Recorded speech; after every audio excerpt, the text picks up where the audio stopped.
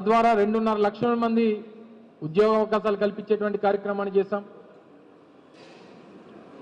అనేక సంక్షేమ పథకాలు అమ్మఒడి కానీ, రైతు భరోసా కానీ, వైఎస్ఆర్ ఆసరా కానీ, వైఎస్ఆర్ చేయూత కానీ ఇలాగ 5 సంవత్సరాల్లో దాదాపు 2,75,000 కోట్ల రూపాయలు డైరెక్ట్ బెనిఫిషరీ ట్రాన్స్ఫర్ ద్వారా పేదవాడికి అందించేటువంటి కార్యక్రమాన్ని చేశాం.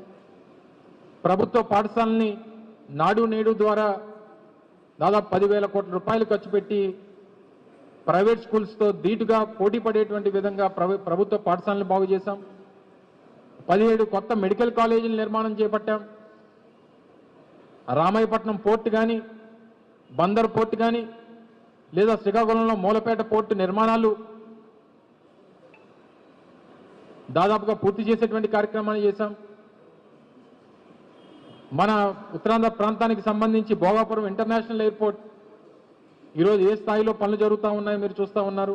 దానికి నాంది పలికాం. దేశవ్యాప్తంగా 11 ఇండస్ట్రియల్ కారిడార్లు ఏర్పాటు చేస్తే 3 ఇండస్ట్రియల్ కారిడార్లు కేవలం ఆంధ్ర రాష్ట్రానికి తీసుకొచ్చినటువంటి ఘనత సాధించాం. ఈజ్ ఆఫ్ డూయింగ్ బిజినెస్లో నెంబర్ 1 స్థానాన్ని మేము అధికారంలో ఉన్నంతకాలం కొనసాగించేటువంటి కార్యక్రమాన్ని చేశాం. ఫిషింగ్ హార్బర్ల నిర్మాణం కానీ, ఫిష్ ల్యాండింగ్ సెంటర్ల నిర్మాణం కానీ, ఇలాగ అనేక రకాలైనటువంటి కార్యక్రమాలు చేసి ఆర్టీసీని ప్రభుత్వంలో విలీనం చేసేటువంటి కార్యక్రమం కానీ, వైద్య రంగంలో దాదాపు 50,000 మందికి ఉద్యోగావకాశాలు కల్పించేటువంటి కార్యక్రమాలు కానీ, నాడు నేడు ద్వారా హాస్పిటల్స్ బాగు చేసేటువంటి కార్యక్రమాలు కానీ, ఇన్ని కార్యక్రమాలు చేసినా సరే ప్రజలు దేనివల్ల తిరస్కరించారు, ఎందుకు తిరస్కరించారు, వీటి మీద సమీక్షించుకునేటువంటి దానికి ఈ సంవత్సరంలో వచ్చినటువంటి ఫలితాలు పార్టీ పరంగా పార్టీలో ఉన్నటువంటి కార్యకర్తలు కానీ లేదా పార్టీ నాయకత్వం కానీ సమీక్షించుకునేటువంటి దానికి మొన్నటి ఫలితాలు అనేక పాఠాలు నేర్పించేటువంటి దాంట్లో ఈ సంవత్సరం సందేహం లేదు. అయితే తీరా అధికారంలోకి వచ్చినటువంటి కూటమి ప్రభుత్వం ఏం చేసింది, 7 నెలల్లో ఏం ఘనత సాధించింది, ప్రజలు ఆ మేరకు ఇచ్చినటువంటి తీర్పుకి ప్రజలు తీసుకున్నటువంటి నిర్ణయం మంచిదే అనేటువంటి విధంగా వారు పనిచేస్తారా లేదా అనేటువంటి దానికి మొదటి ఈ 7 నెలలు ఒక ఉదాహరణ అనేటువంటి విషయానికి సందర్భంగా మీ ద్వారా తెలియజేస్తా ఉన్నాం. అధికారంలోకి రాగానే చంద్రబాబు నాయుడు గారు ప్రప్రథమ సంతకం మీ అందరికీ తెలుసు డిఎస్సి మీద పెట్టారు. డిఎస్సి ద్వారా దాదాపు 6,700 మందికి ఉద్యోగ అవకాశాలు కల్పిస్తామని చెప్పి తొలి సంతకం ఏమైపోయిందో ఒకసారి సమాధానం చెప్తే బాగుంటుందని చెప్పి మీ ద్వారా అడుగుతా ఉన్నా. దానికి సంబంధించినటువంటి నోటిఫికేషన్ లేదు, దానికి సంబంధించినటువంటి షెడ్యూల్ లేదు. తీరా 7 నెలలు కాలం గడిచిపోయింది. ఏం జరగబోతుందో తెలియనటువంటి పరిస్థితుల్లో పాపం ఆశ పెట్టుకున్నటువంటి ఆ యువత ఈరోజు ఏమైపోతామని తెలియనటువంటి పరిస్థితిలో యువత ఉన్నారు. అలాగే అనేక కార్యక్రమాలు 1 కాదు 2 కాదు అనేక పథకాలు ఇస్తామని చెప్పి మాకు అధికారం ఇస్తే సూపర్ 6 ఇస్తాం,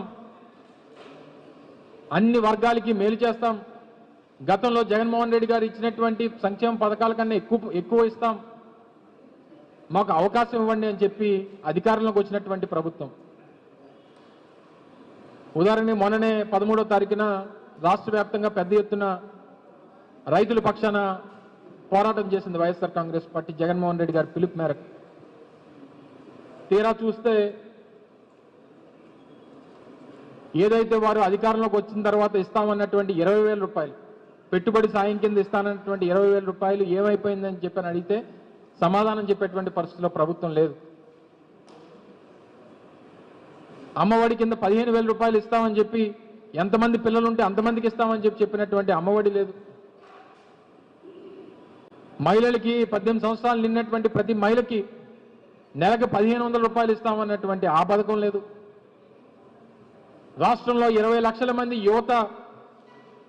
నిరుద్యోగ యువత ఉన్నారు. వారికి ఉపాధి కల్పించేంత వరకు 20 లక్షల మందికి నెలకి 3,000 రూపాయలు చొప్పున నిరుద్యోగ భృతి ఇస్తానన్నారు, అది లేదు. ఈ చెప్పినటువంటి పథకాలు కాకుండా ఏదైతే పిల్లలకి ఇవ్వాల్సినటువంటి ఫీజు రీయింబర్స్మెంట్ 3,900 కోట్ల రూపాయలు అది బకాయిలు ఉండిపోయినాయి. ఆరోగ్యశ్రీ కింద కట్టాల్సినటువంటి నెట్వర్క్ హాస్పిటల్స్ కట్టాల్సినటువంటి 3,000 కోట్ల రూపాయలు అవి బకాయిలు ఉండిపోయి కొన్ని హాస్పిటల్స్ అయితే ఆరోగ్యశ్రీ పేషెంట్లనే తీసుకున్నటువంటి పరిస్థితులు ఈరోజు రాష్ట్ర వ్యాప్తంగా కనబడతా ఉన్నాయి. సంవత్సరానికి 3 గ్యాస్ సిలిండర్లు అన్నారు, ఈ సంవత్సరం అడిగితే ఒకటే అన్నారు.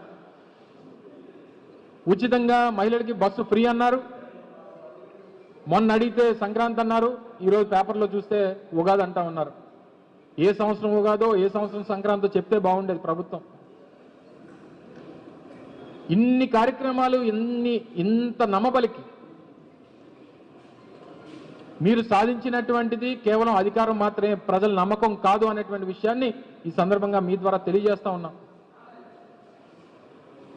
మేము మొదట్లో చెప్పాం 6 నెలల సమయం ఇస్తాం, ప్రతిపక్షంగా మా పాత్ర పోషిస్తాం, ప్రజల పక్షాన పోరాటం చేస్తాం. మీరు ఏదైతే హామీలు ఇచ్చారో హామీలు నిలబెట్టుకునేటువంటి దిశగా మీ మీద ఒత్తిడి తీసుకొని వస్తాం అని చెప్పి ఏదైతే ఎన్నికలు వచ్చిన ఫలితాలు వచ్చిన తర్వాత చెప్పామో దాని ప్రకారం ఈరోజు పోరాటాలు మెల్లమెల్లగా ప్రభుత్వం మీద ఒత్తిడి తీసుకొచ్చేటువంటి కార్యక్రమాలు చేస్తూ ఉన్నాం. రానటువంటి కాలంలో ఈ కార్యక్రమాలు ప్రజల పక్షాన మరింతగా ప్రభుత్వం మీద ఒత్తిడి తీసుకొచ్చేటువంటి కార్యక్రమాలు రానున్నటువంటి సంవత్సరం కూడా. ఇప్పటికే ఫీజు రీయింబర్స్మెంట్కి సంబంధించి జనవరి 29వ తారీఖున పెద్ద ఎత్తున అన్ని జిల్లా కేంద్రాల్లో కార్యక్రమాలు నిర్వహించాలని చెప్పి పిలుపునిచ్చాం. అలాగే అంతర్గతంగా పార్టీకి సంబంధించినటువంటి అంశాల మీద కూడా ఈ సంవత్సరం రానున్నటువంటి సంవత్సరంలో జగన్మోహన్ రెడ్డి గారి నేతృత్వంలో అన్ని జిల్లాల్లో కూడా వారానికి ఒక జిల్లా చొప్పున 26 జిల్లాల పర్యటనలు కూడా జగన్మోహన్ రెడ్డి గారి పర్యటనలు ఉండబోతా ఉన్నాయి. మా పార్టీ కార్యకర్తలతో చర్చిస్తాం. గతంలో ఏవైతే సమస్యలు ఎదుర్కొన్నామో వాటిని సమీక్షించుకునేటువంటి కార్యక్రమాలు చేస్తాం. మళ్ళీ అటువంటి పరిస్థితుల్లో రాకుండా ఏ రకమైనటువంటి నిర్ణయాలు తీసుకోవాలో ఆ నిర్ణయాలు తీసుకునేటువంటి దిశగా అడుగులు వేస్తాం. ప్రభుత్వం మీద ఒత్తిడి తీసుకొచ్చేటువంటి కార్యక్రమాలు, ప్రజల పక్షాన పోరాటం చేయాల్సినటువంటి కార్యక్రమాలు ఇవన్నీ కూడా రానున్నటువంటి సంవత్సరం ప్రజలకు మంచి జరగాలని చెప్పి కూడా మేము ప్రతిపక్షంగా కోరుకుంటా ఉన్నాం. ఇంకో 4.5 సంవత్సరాల అధికారం ఉంది, ఇచ్చినటువంటి మాట నిలబెట్టుకోండి. మీకు ఏ నమ్మకంతో అయితే ప్రజలు మీకు ఓట్లేశారో ఆ నమ్మకాన్ని నిలబెట్టుకోమని చెప్పి కోరుతా ఉన్నాం. ఏ రకంగా ఈ 6 నెలలు 7 నెలల కాలంలో 1,12,000 కోట్ల రూపాయలు అప్పులు చేసింది ప్రభుత్వం. మేము 5 సంవత్సరాల్లో 3.5 లక్షల కోట్లు అప్పు చేస్తే రాష్ట్రం శ్రీలంక అయిపోయింది, రాష్ట్రం జింబాబ్వే అయిపోయింది,